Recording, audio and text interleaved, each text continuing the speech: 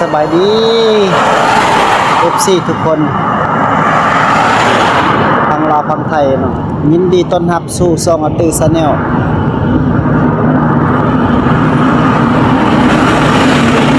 นี่เฮาก็สิไปเล่นบุญนกอยเนาะเฮาสิอันนี้ยังท่าอ้ายอยู่ท่าอ้ายมาอยู่เราสิมารับเนาะเอารถขี่รถจักรไปเนาะพี่น้องรถทางอยู่ทาง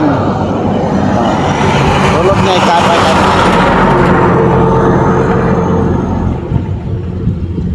จะน้อยก็มาฮอดแล้วเอาก็ท่าอยู่ทางเนี่ยวีก็บ่ได้นะพมก็บ่ได้วีเลยพี่น้อง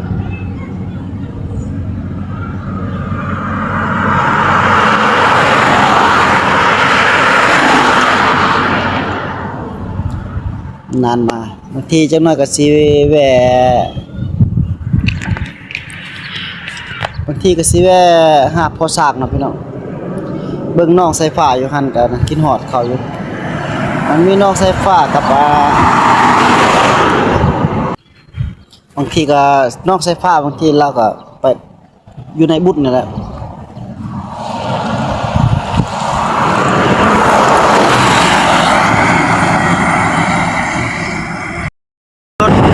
กำลังขี่รถไปแล้วพี่น้องกำลังแล่นไปติดตามกัน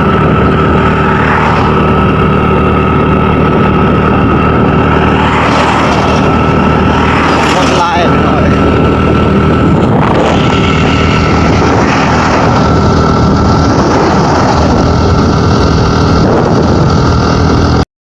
จะได้ว่านี่ถือว่าฮอดงานบุญเลยนะพี่น้องบัดนี้เฮาก็สิกลับแล้วเนาะบัดนี้เนาะขอบเจ้าของเฮือนแล้วเรียบร้อยสิกลับแล้วไปสิเข้าไปหาอยู่วัดบัดนี้เด้อพี่น้องเด้อแม่งครับฝากไปรับชมนำกันเด้อสิเป็นจังได๋ฮอดวัดม่วนบ่นี่ถือว่าฮอดวัดแล้วเด้อไป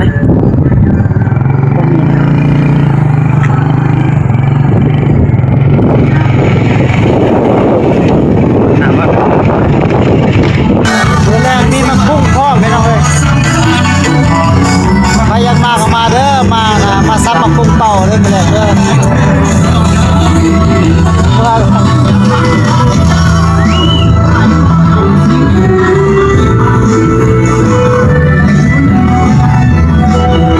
อันนี้ถือว่าอยู่ในวัดเนาะ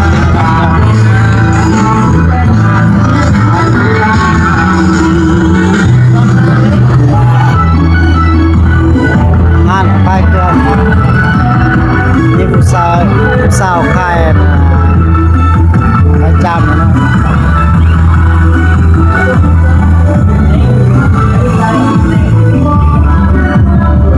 ขายดีเนาะแม่ตาเนาะโอ้ขายดี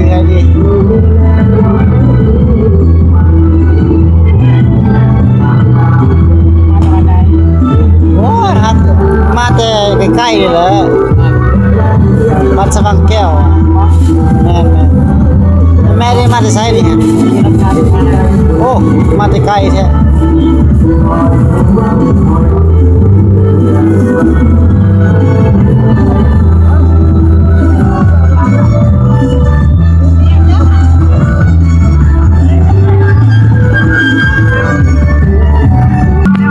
อันนั้นเฮาสิกลับเนาะเฮาสิแวะเบิ่งพ่อสร้างกับน้องสายฟ้าเนาะเฮาสิไปหาเพิ่นอันนี้น้องสาวอื่นอ้าวบ่ฮู้ได้จังได๋อ้ายยามอยู่อันนั้นเด้ไปลินน้ำเจ้าตลอดมื้อนั้นบ่แม่นบ่โอ้คือว่าแล้วนักคนหลายใจลืมง่ายแท้น้องสาวเพิ่นมากับน้องชายเพิ่นพอดีพ่อกันอยู่ในในงานบุญพี่น้องอยู่ในวัดนั่นแหละพ่อกันอยู่ในวัดเพิ่นก็ออกเมื่อในเฮือนเพิ่นเอาไปออกเมื่อค่ายท่านว่า สิแวมีเวียกบอนแวอยู่เลยสิแวน่ะพ่อสร้างครับปัญหาน้องใส่มาเบิ่งพ่อสร้างก่อนเพิ่นอยู่หรือบ่อยู่พอเฮาไปเว้นนี่บ่เห็นเพิ่นเนาะแล้วเฮาถ้ากลับมาสิแวเบิ่งเพิ่นอยู่แก้วอยู่เนาะพี่น้องเนาะมาเบิ่งเห็นรถจักรแต่ว่ามาฮอดเพิ่นแล้วเนาะพี่น้อง FC เอารถน้ำมาแต่ไกล มาฮอดแล้วนี่อะไร FC สบายดีเด้เพื่อนบ่สร้างเลยเฮ็ดหยังกินเพาะ อ๋อปิ้งคงกินแล้ว โอ้ ปลาเลยเศร้า แซ่น่ะใส่น้องใส่ผ้าบ่ได้เห็นมาเนาะ บ่เป็นเมื่อแล้วเมื่อ โอ้ เศร้า เมื่อแล้วเนาะ เพราะว่าลมร้ายเลยก็เลยหลังคาเพิ่นเปิดเมื่อ5 แม่น แป แม่ ด นแม่นแม่น ก็มาก็เลยทิดปิ้ง อืม กินข้าวแรงกันไปบุญบ่บ่ได้ไปเที่ยวบ่ ไปเที่ยวบุญให้เลยหากนมาแต่เลาะเล่นบุญนั่นแหละโอ้ ยังอยู่ค่อยกินข้าวแล้วจังสิไปอาตมาตะเวียกไปงาน เลาะนะป้าเบิ่งฝนคือสิตกก็เลยมาวะยามฝนตกค่ำ ก็พ่อซ้ำนี่แหละ แม่น เป็นหยังดอกเพราะว่ามันตกแล้วได้วัน จ้า ขอลม เอาเลย ล้างน้ำ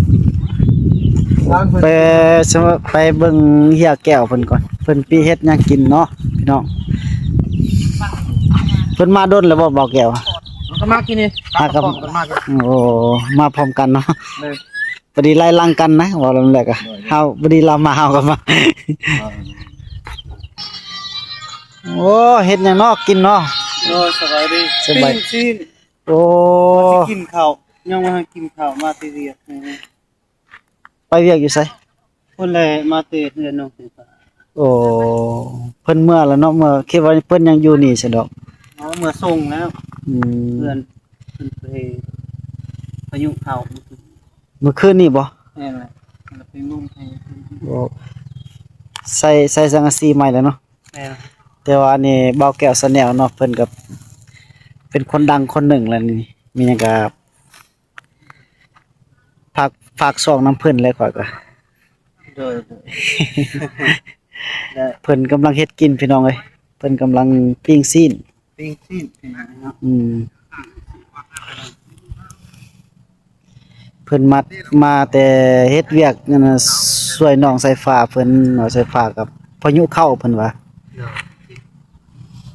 เพิ่นว่าเฮือนสายฟ้าพายุเข้าเพิ่นก็เลยมาไปแปลงเฮือนเพิ่นเฮือนน้องสายฟ้า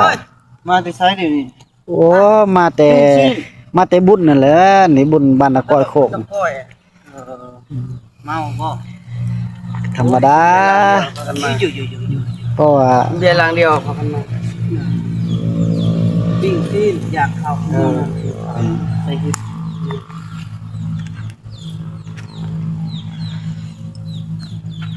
หาว่าตัดต่อตัดหยังยังบ่ได้เป็นนี่ มันยังบ่ อะไรล่ะ โอ้หากะคนที่ตามหากะ53คนบ่ ยังบ่ทันได้เตี้ย ยังโอ้ยยังหลายเป็นพัน2,000 ลิงมันมาหรือเปล่าเรื่อย เพราะตอนนี้ขอเพียงแต่ให้มันผ่านก่อนเฮาลงก็ลงคู่มือคลิปมื้อละคลิป2คลิปบ่ได้ ๆคนเบิ่งเท่าไรคลิปละเท่าไร โอ้อีกตามคลิปก็4-50บางทีก็80บางทีก็100 200ปลาย5 600ก็มีบางคลิปอะยังบ่ฮอดพันเทื่อนะช่วงชุดก็600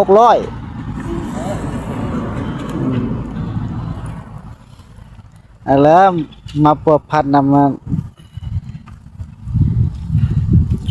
มีเวลาไปหาอยู่พุ่นเลยสิบอกเนาะ โอเคเฮาก็คือว่าแหละมันว่าเรื่องบ่มีรถว่าซั่นๆซะบ่มีรถไปหา ใช้เวลาเลย แม่นต้องแบบเวลาว่างอีหลีรอเฮาต้องจังได้ไปได้เฮาคือว่าบ่มีเวลาอันหนึ่งอันสองมันก็บ่มีรถไปเล่นไปเที่ยว เขาสร้างเขาใส่ เอ้าเพิ่นก็อยู่หั่นเลย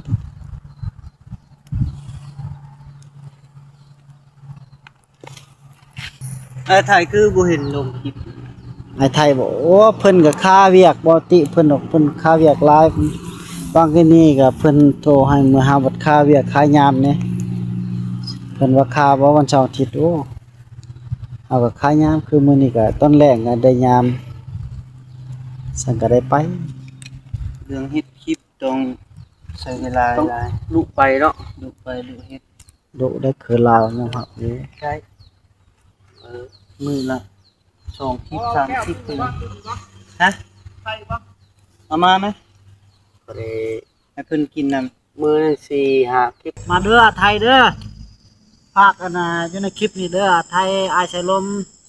มากินข้าวร่วมผ้ากับเต้าแก้วนํกันเด้อ กับพ่อสร้างมีข้าวกับพ่อสร้าง อยู่ในค่ายนี่บ่ได้เอานี่เลย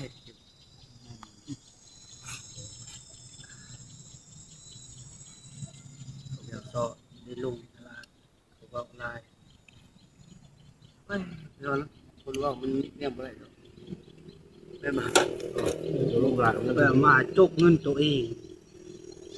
ดีหลายกะไม่ได้ว่าตัวหลายมึงก็เว้าคือจะคิดกูมือหรือลงตลาดไม่ใช่มือใช่ไหม เงินมันมือหาแต่คือ ไปเห็นงานเป็นมือ200,000 มีรายที่ได้ขึ้นร้ายเมื่อไปเห็นสงครามหน่อยตัวเองมรุดลงบ่อจะต่อไปตัวเนาะกว่าจะเปลี่ยนใจได้กินเป็นสัมผัสเป็นดำหลายคน นี่เลยใช้งาน มาเลยเสียบตัด เสียงอ่ะ ยัย นึง เสีย เป่ง ง นะ แล้วไปก็ไปรัดมือเขารัดก็ต้มไม่ต้มยาเสียงไงมันเอาตัวนั้นก็จะแก้เขาจับ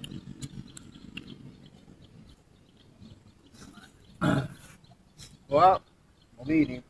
ยังใครอยู่กับใจกันกับเขาแก้วกับไทยดีกว่าเราประตูมาเงาใช่ไอเลียมเขาที่มวยเขาบันเทิงแล้วนี่เขาส่งที่มันมาจากหลังแล้วมาที่เยอะก็ตั้งปัญหาที่เขา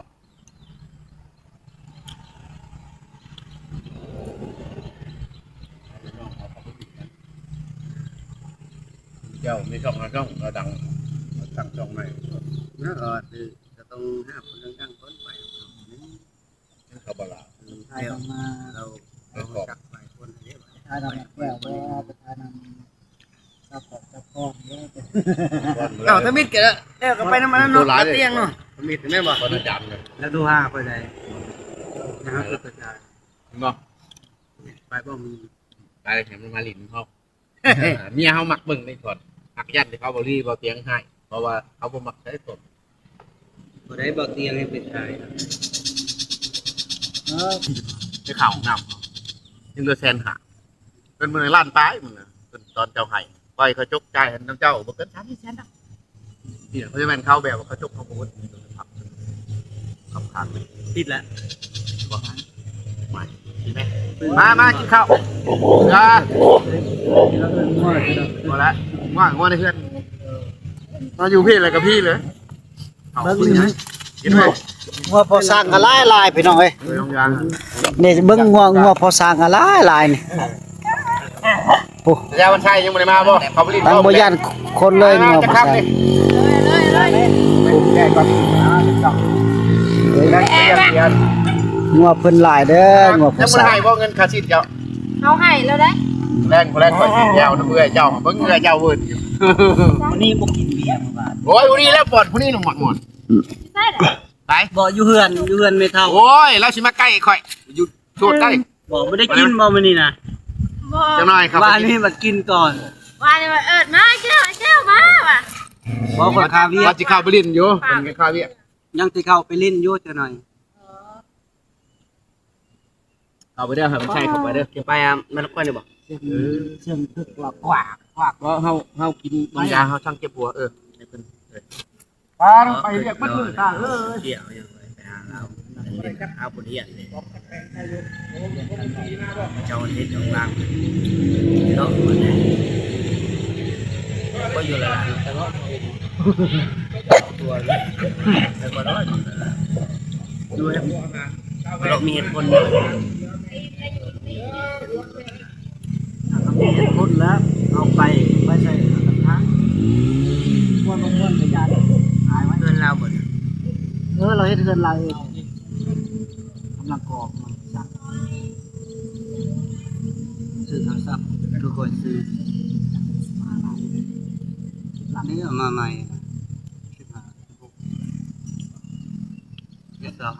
เรามีเงินจากใครแล้วได้เงินนั่นแหละพ่วง ขึ้น2เถื่อ3เถื่อ 4เถื่อ5เถื่อยังไงแอปตลอดเอามันขึ้นน้องบ่ลง เชื่อหรอ ไป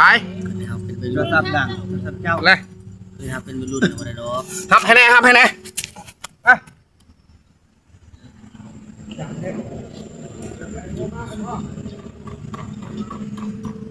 ยานเลย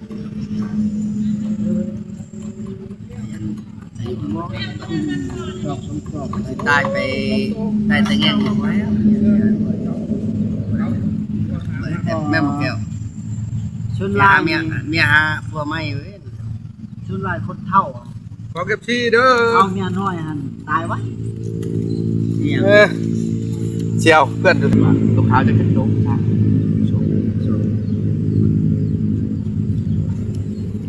เรามาเบิ่งมาบ่ล่ะเดียวยิบเบิดมากันเซลมันบอกเลขบ่มืออื่นออกบ่มืออื่นฮะ เนาะไอ้เพื่อนกำลังมู FC สบายดีสวัสดี นี่หลายคนอยู่ พี่น้อง เด้ มากินข้าว กินเนื้อได้เลยกินเนื้อได้ พี่น้องทุกคน เราทำกันเนื้อเดียวหมดเลยแยก FC เพื่อน ฟังลาวฟังไทย บุญบ้านเนี่ย ยินดีต้อนรับสู่สมาร์ทเตอร์เสมอ แมนเพื่อนอยู่แถวไทยคนละเป็นเบิ่งติดตามถึงเขามาตลอดเนี่ยบอกแก้วนี่เนี่ยบอกแก้วนี่ เปิดกล้องไหมเพื่อน สวัสดีสวัสดี เปิดกล้องเนี่ย YouTube จะเบิ่งเนี่ย เราเห็นก่อน เห็นอยู่บ่บอกแก้วนี่แนลนี่เห็นอยู่บ่เห็นอยู่อ่ะ สบายดีเด้อ ไปดี ว่างห้องหลังก็ได้ ผมเป็นสัญญาณเหมือนนี้ จำจอที่รอสัญญาณเราตรงนี้ เราอยากทอดหน่อยทายแบบของไฟทายช่างช่างมันก่อนได้ยุ่งไหม นั่นไหนอะไรเป็น1 บาท กำลังฆ่าชูชีกันเขาใจเขาไม่ด้วยกันอ่านเขามันนั่นเนาะ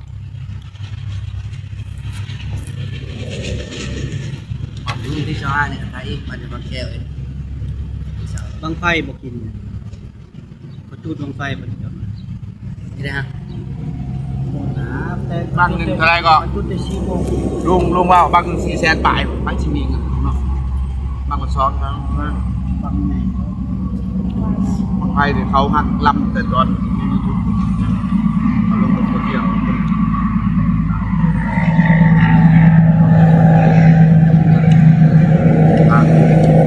ได้ก่อนการจะซื้อ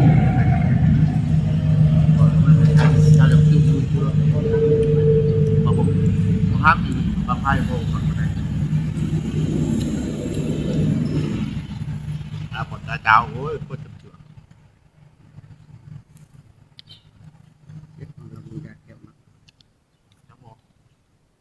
มุดมาอยู่ในสระเนี่ยนางสระไทยเป็นคนดังคือกันเนี่ยใกล้คนดังเนาะไทยก็ อยู่กินแบบนี้สบายเฮาบอก นั่น กินน้ำเฮาจะทำ ปรับแขกแล้ว รับแก้วเลยไปนะเดี๋ยวรับแก้วนี่ฟังเพื่อนเรียกว่ามันไกล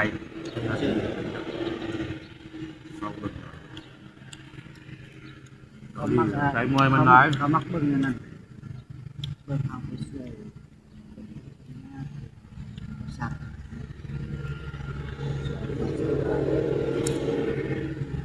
ไปนี่เบาลีไปนี่เปิดรถ2 เบาลีเนาะไปว่ามาถ่ายเพื่อนก็บอกเงาครับบอกเงายังมาทำเบาลีเนาะตอนนั้นก่อสร้างมันถ่ายแป๊บเดียวมันถ่ายเบิ่งคนเบิ่งเป็นมือแล้ว เล่ากับพาดนั่นพาดของพ่อจางครับแล้วมิด เพราะว่าน้องใส่ผ้าเล่ายังนอนในตู้บ่ได้มีเฮือนนั่นล่าอะไรเฮ็ดเฮือนคนอยู่พุ่นเนาะบ้าน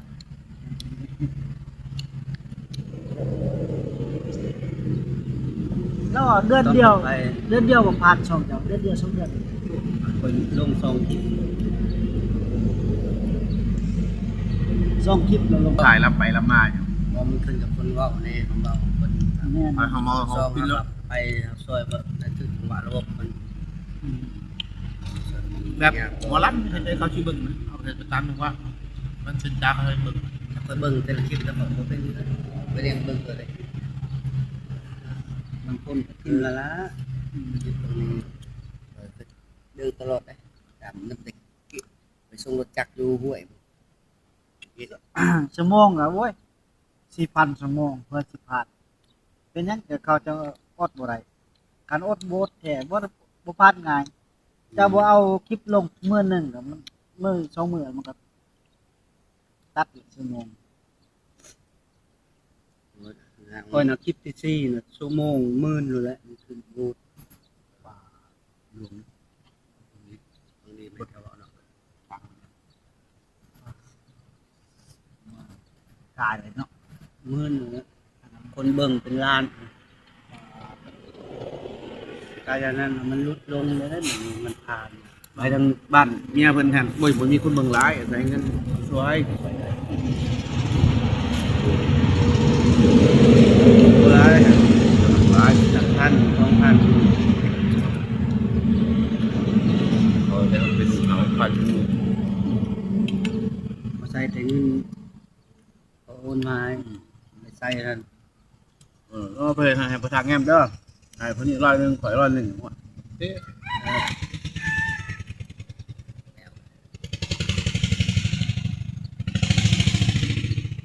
ใจคือกินมาให้ประจำจักแรกผมมาให้ใช่